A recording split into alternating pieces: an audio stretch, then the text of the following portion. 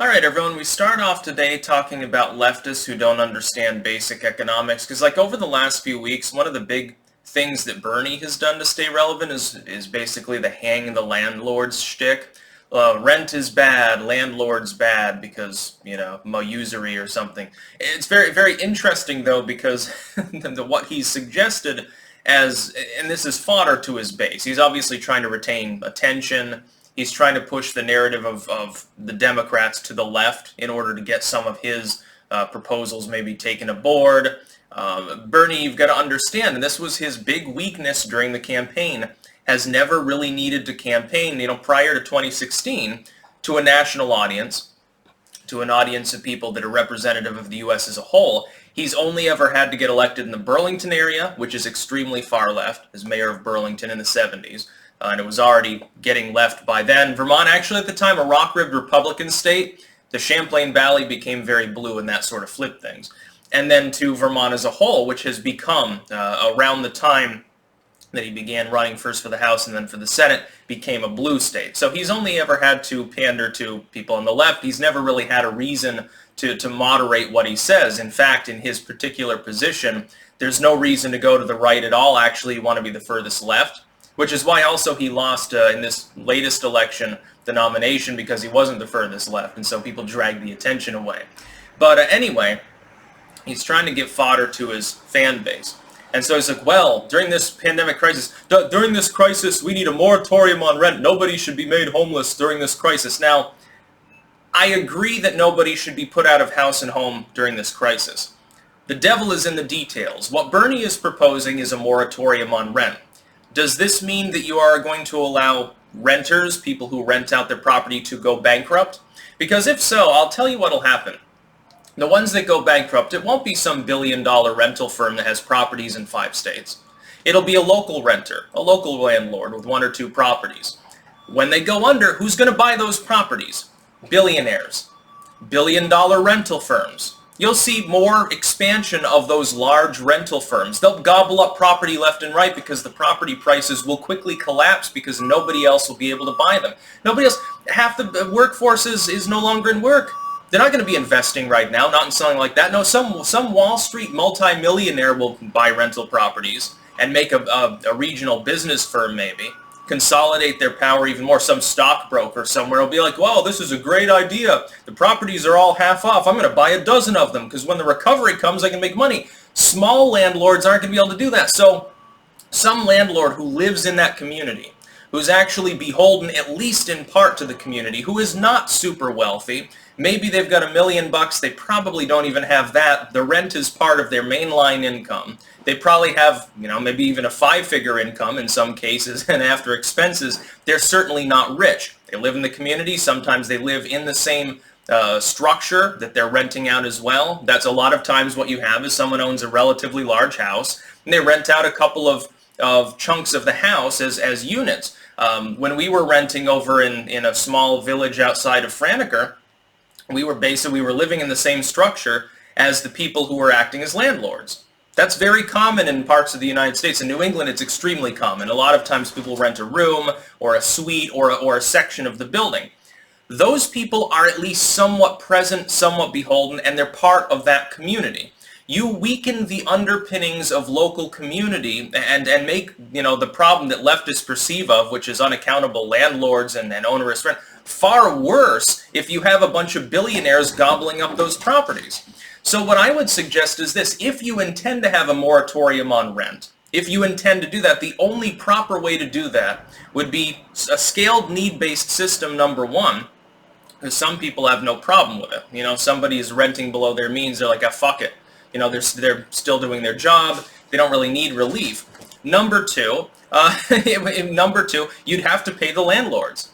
Now, this is odd because none of the Bernie bros so far as I can tell, are suggesting this, because that would mean that taxpayer subsidies would be given to the evil landlord class. See, with Bernie, the billionaires are evil. It used to be millionaires, but then he became one. So now billionaires are evil. So anyone that has over $1 billion in assets, regardless of whether it's money or whatever the hell it happens to be, most often it's properties, and they're already producing, they're already putting people to work, and they're already doing what they're supposed to do.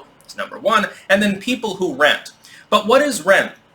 Again, when you think of landlords, you're thinking of Bernie wants you to think of some inner city slumlord who has a bunch of tenement halls and overcharges for shitty apartments that are infested with rats and stuff. Or he wants you to think of some company, some company where a dude who wears a $5,000 suit administers 17 properties across an entire county, or maybe in multiple states or something. But that's not the average landlord. The average landlord is renting out 1 or 2 properties. It's a small town sort of thing. I hate to tell you this, but the average landlord is not actually a scumbag who wants to drive tenants away, because then they don't make money. If you get a reputation as a slumlord, nobody wants to move into your rental property unless they're in that part of society that probably is going to be defaulting on their rent anyway, or doing shady shit, selling drugs out of your apartment. If I were renting properties, I would at least reasonably attempt to upkeep them. I would not be trying to force my tenants out with onerous amounts of rent. It wouldn't make any fucking sense. I'd be poor. I'd lose the property. I'd have to sell it off. The whole idea is the free market can fix the problem, by the way, under normal circumstances. And the bigger problem is that this is an artificial economic issue anyway. The government has shut down business so that people that normally can pay their rent can't pay it because they're not going to work. Just open everything back up. It's like Bernie's and Biden the other day talking about the USPS. Well, the Republicans have been trying to destroy the USPS for so long. They goddamn hate the U.S. Postal Service, which is I've never heard any of these people actually say, well, let's get rid of the Postal Service. They simply argue that it's more expensive and less efficient than privatized alternatives. They are inarguably correct. I don't have any problem with the USPS myself as an administered system. It's one of the few things that is constitutionally protected in its administration. Makes sense. That being said, if you open things back up so that businesses are actually attempting to use the mail to bring in products and use the mail to ship out products, you wouldn't see the USPS hemorrhaging money right now because they'd be doing normal business.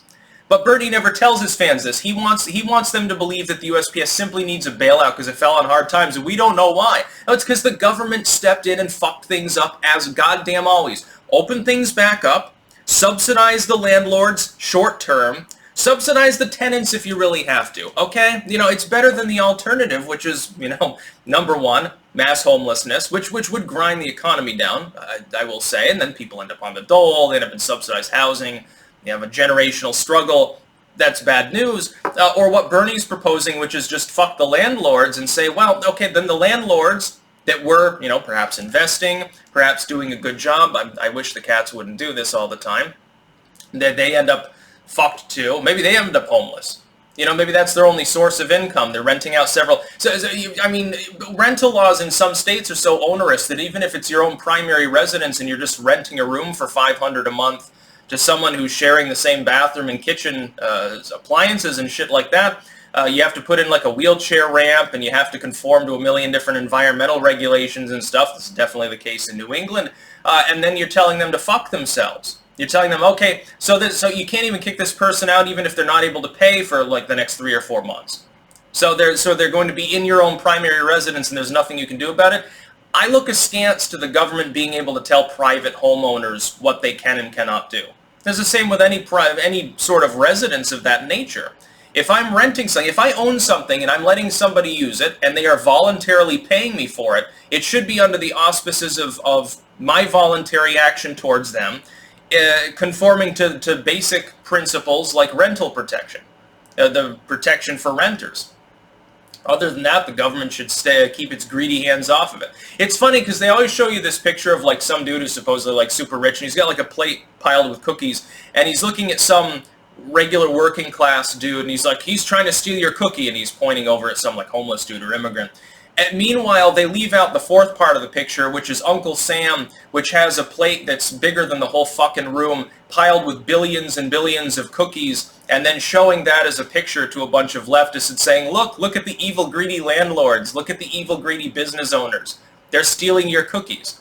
Now, Uncle Sam is worth trillions of dollars. I don't even feel threatened by somebody like Mark Zuckerberg. Yeah, except when they partner with government. When they do the government's bidding, of course it becomes a problem, and they start censoring people for Uncle Sam. There's your problem. Big government. Bernie wants to expand it. He's a fuckwad and a sellout. He's no revolutionary. That's about all. Peace out.